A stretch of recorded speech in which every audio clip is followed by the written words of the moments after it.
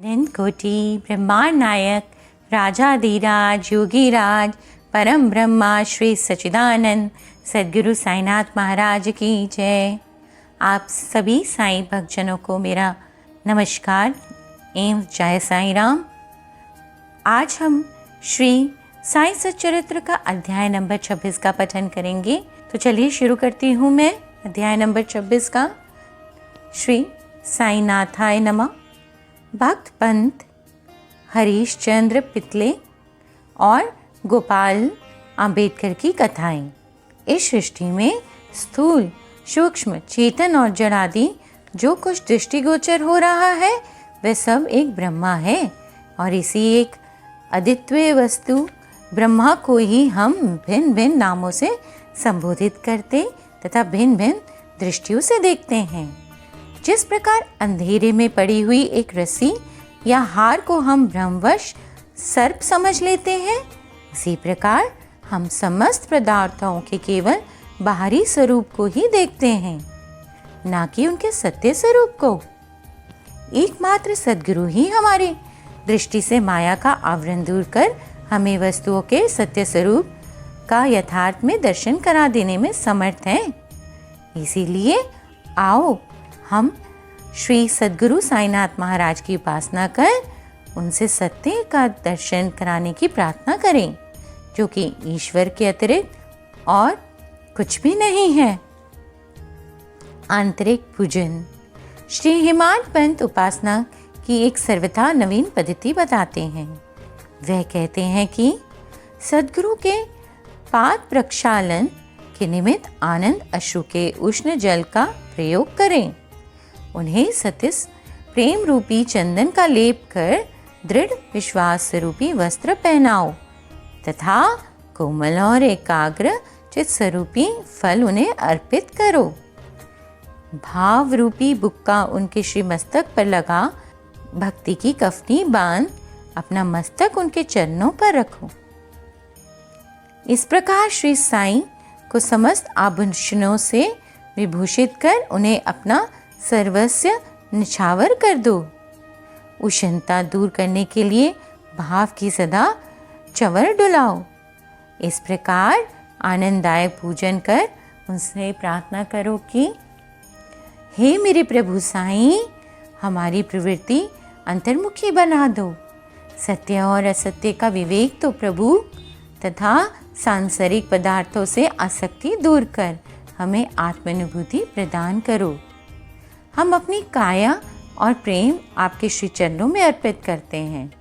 हे प्रभु श्री साईं, मेरे नेत्रों को तुम अपने नेत्र बना लो ताकि हमें सुख और दुख का अनुभव ही ना हो।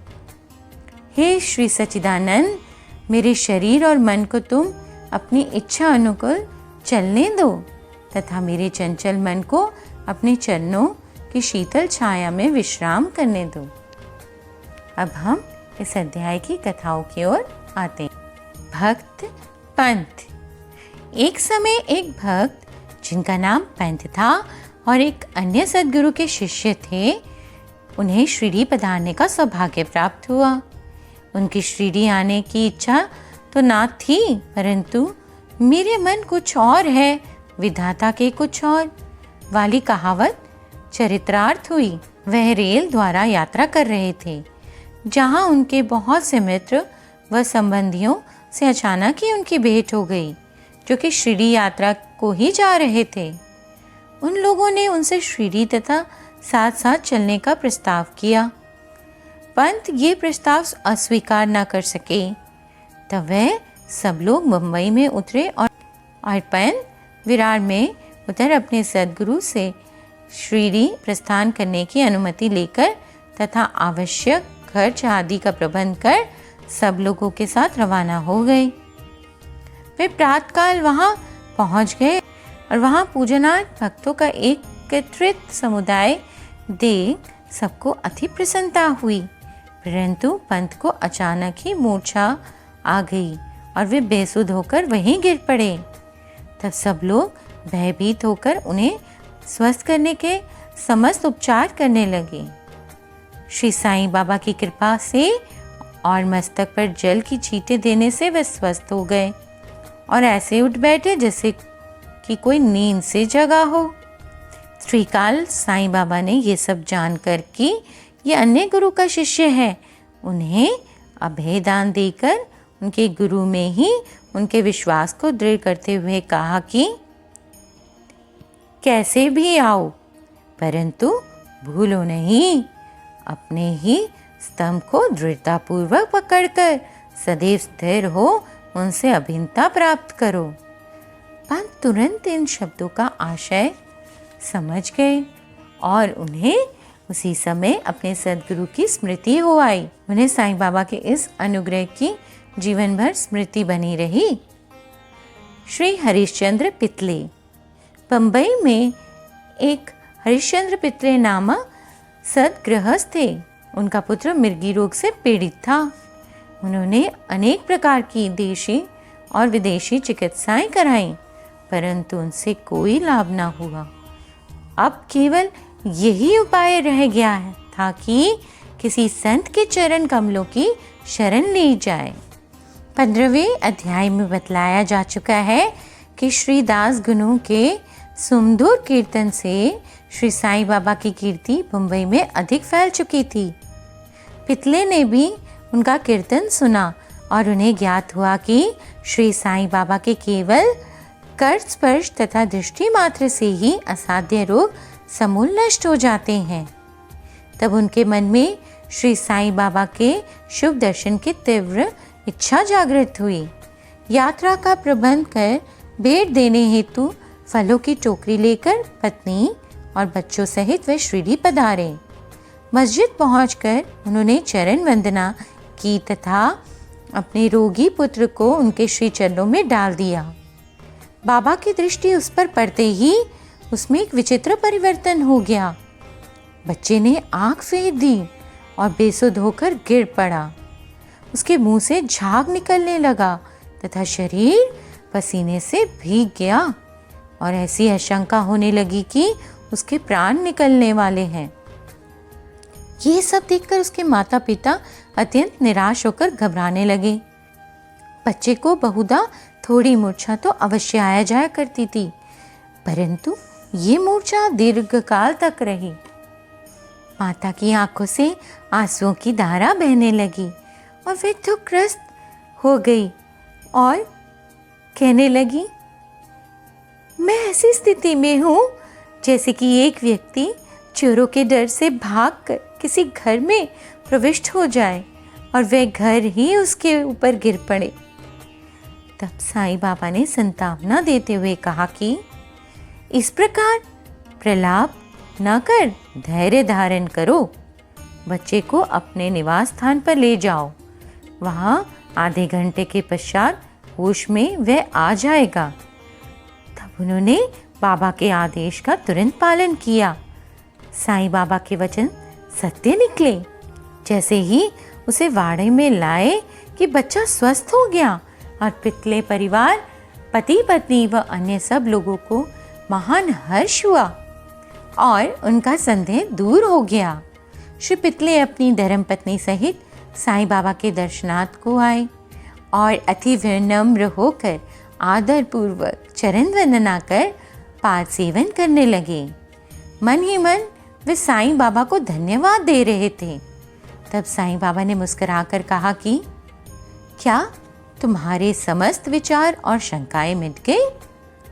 जिन्हें विश्वास और धैर्य है उनकी रक्षा श्री हरि अवश्य करेंगे। श्री पितले एक धनी व्यक्ति थे, इसलिए उन्होंने अधिक मात्रा में मिठाई बांटी और उत्तम फल तथा पान बीड़े बाबा को भेंट किए। श्रीमती पितले सात्विक वृत्ति की महिला थी। वह एक स्थान पर बैठकर साईं बाबा की ओर प्रेम पूर्वक दृष्टि से निहारा करती थी। उनकी आंखों से प्रसन्नता के आंसू गिरते थे। उनका मृदु और सरल स्वभाव देखकर साईं बाबा अति प्रसन्न हुए। ईश्वर के समान ही संत भी अपने भक्तों के अधीन हैं, जो उनकी शरण में जाकर उनका अनन्य भाव से पूजन करते हैं, उनकी रक्षा संत अवश्य करते हैं। शिरडी में कुछ दिन सुखपूर्वक व्यतीत कर पितले परिवार ने बाबा के समीप मस्जिद में जाकर और चरण वंदना कर शिरडी से प्रस्थान करने की अनुमति मांगी। साईं बाबा ने उन्हें उधी देकर आशीर्वाद दिया। पितले को पास बुलाकर वे कहने लगे, बापू, पहले मैंने तुम्हें 2 रुपए दिए थे और अब मैं तुम्हें 3 रुपए देता हूँ। इन्हें अपने पूजन गृह में रखकर नित्य इसका पूजन करो, इससे तुम्हारा कल्याण होगा। श्री पितले ने उन्हें प्रसाद स्वरूप ग्रहण कर बाबा को पुनः साष्टांग प्रणाम किया और आशीष लेकर प्रार्थना की। उन्हें ये विचार भी आया कि प्रथम अवसर होने के कारण मैं इनका अर्थ समझने में असमर्थ हूँ कि 2 रुपए मुझे पहले कब दिए थे। वे इस बात का स्पष्टीकरण चाहते थे, परंतु बाबा मौन ही रहे। बम्बई पहुंचने पर उन्हें अपनी वृद्ध माता को शिरडी की विस्तार कथा सुनाई और उन्हें 2 रुपए की समस्या भी उनसे कही। उनकी माता को भी पहले तो कुछ समझ में ना आया, परंतु पूरी तरह विचार करने पर उन्हें एक पुरानी घटना की स्मृति हो आई, जिसमें उनका समस्या का हल छुपा था। उनकी वृद्ध माता कहने लगी कि जिस प्रकार तुम अपने पुत्र को लेकर शिरडी गए थे साईं बाबा के दर्शनार्थ, ठीक उसी प्रकार तुम्हें लेकर तुम्हारे पिता अनेक वर्षों पहले अक्कलकोट महाराज के दर्शनार्थ गए थे। महाराज पूर्ण सिद्ध, योगी, त्रिकालज्ञ और बड़े उदार थे।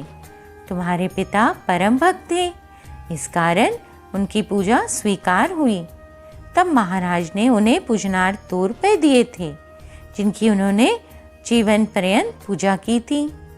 उनके पश्चात उनकी पूजा यथाविधि न हो सकी और वह रुपए खो गए। कुछ दिन के उपरांत उनकी पूर्ण स्मृति भी हो गई। तुम्हारा सौभाग्य है जो श्री अक्कलकोट महाराज ने साईं रूप में तुम्हें अपने कर्तव्य और पूजन की स्मृति कराकर आपत्तियों से मुक्त कर दिया है। अब भविष्य में जागरूक रहकर समस्त शंकाएं और सोच विचार छोड़कर अपने पूर्वजों को स्मरण कर, रिवाजों का अनुसरण कर, उत्तम प्रकार का आचरण अपनाओ। अपने कुलदेव तथा इन रुपयों की पूजा कर उनके यथार्थ स्वरूप को समझो और संतों का आशीर्वाद ग्रहण करने में गर्व मानो। श्री साईं समर्थ ने दया कर तुम्हें हृदय में भक्ति का बीजारोपण कर दिया है और अब तुम्हारा कर्तव्य है कि तुम उसकी वृद्धि करो। माता के मधुर वचनामृत का पान कर श्री पितले को अत्यंत हर्ष हुआ। उन्हें बाबा की सर्वकालज्ञता विदित हो गई और उनके श्री दर्शन का महत्व पता चल गया। इसके पश्चात वे अपने व्यवहार में अधिक सावधान हो गए। श्री आम्बेडकर। पुणे के श्री गोपाल नारायण आम्बेडकर साईं बाबा के परम भक्तों में से एक थे, जो ठाणे जिला और जोहार स्टेट के आबकारी विभाग में 10 वर्ष से कार्य करते थे। वहां से सेवानिवृत्ति होने पर उन्होंने अन्य नौकरी ढूंढी, परंतु वे सफल न हुए। तब उन्हें दुर्भाग्य ने चारों ओर से घेर लिया, जिससे उनकी आर्थिक स्थिति और भी दयनीय हो गई। ऐसी परिस्थिति में उन्होंने 7 वर्ष व्यतीत किए। वे प्रतिवर्ष शिरडी जाते और अपनी दुखदायी कथा वार्ता बाबा को सुनाया करते थे। उनकी स्थिति और भी दिन बर दिन अधिक चिंताजनक हो गई। तब उन्होंने शिरडी जाकर आत्महत्या करने की ठानी। इसलिए वे अपनी पत्नी को साथ लेकर शिरडी आए। वहाँ 2 मास तक ठहरे। एक रात्रि वे दीक्षित वाड़ी के सामने एक बैलगाड़ी पर बैठे बैठे उन्होंने कुएं में कूदकर अपने प्राणों का त्याग करने का निश्चय किया। समीप में एक भोजनालय के मालिक श्री सगुन मेरू नायक ठीक उसी समय बाहर आकर उनसे इस प्रकार वार्तालाप करने लगे कि क्या आपने कभी श्री अक्कलकोट महाराज जी की जीवनी पढ़ी है? सगुन से पुस्तक लेकर उन्होंने पढ़ना प्रारंभ कर दिया। पुस्तक पढ़ते पढ़ते वे एक ऐसी कथा पर पहुंचे जो इस प्रकार थी। श्री अक्कलकोट महाराज के जीवन काल में एक व्यक्ति असाध्य रोग से पीड़ित था। जब वह किसी प्रकार भी कष्ट सहन न कर सका तो बिल्कुल निराश हो गया और रात्रि को कुएं में कूद पड़ा। तत्क्षण ही महाराज वहां पहुंच गए और उन्होंने स्वयं ही अपने हाथों से उसे बाहर निकाला। वह उसे समझाने लगा कि तुम्हें अपने शुभ अशुभ कर्मों का फल अवश्य ही भोगना चाहिए। यदि भोग अपूर्ण रह गया तो पूर्ण जन्म धारण करना पड़ेगा। इसीलिए मृत्यु से यह श्रेयस्कर है कि कुछ काल तक उन्हें सहन कर पूर्व जन्मों के कर्मों का भोग समाप्त कर सदैव के लिए मुक्त हो जाओ। ये सामायिक और उपयुक्त कथा पढ़कर अंबेडकर को महान आश्चर्य हुआ और वे द्रवित हो गए। यदि इस कथा द्वारा उन्हें साईं बाबा का संकेत प्राप्त न होता, अभी तक उनके प्राणांत हो ही गया होता। बाबा की व्यापकता और दयालुता देखकर उनका विश्वास दृढ़ हो गया और वह साईं बाबा के परम भक्त बन गए। उनके पिता श्री अक्कलकोट महाराज के शिष्य थे। बाबा की इच्छा भी उन्हीं के पद चिन्हों का अनुसरण करने की थी। साईं बाबा ने उन्हें आशीर्वाद दिया। अब उनका भाग्य चमक उठा। उन्होंने ज्योतिष शास्त्र के अध्ययन में निपुणता प्राप्त कर उसमें बहुत उन्नति कर ली और बहुत सा धन अर्जित करके अपना शेष जीवन सुख और शांति पूर्वक व्यतीत किया। है ना मेरे साईं बाबा चमत्कारी। तो साईं भक्तजनों, आज का श्री साईं सच्चरित्र अध्याय नंबर 26 समाप्त हुआ। मिलती हूँ मैं जल्द ही आपको अध्याय नंबर 27 के साथ। तब तक के लिए जय साईं राम, जय साईं राम, जय साईं राम।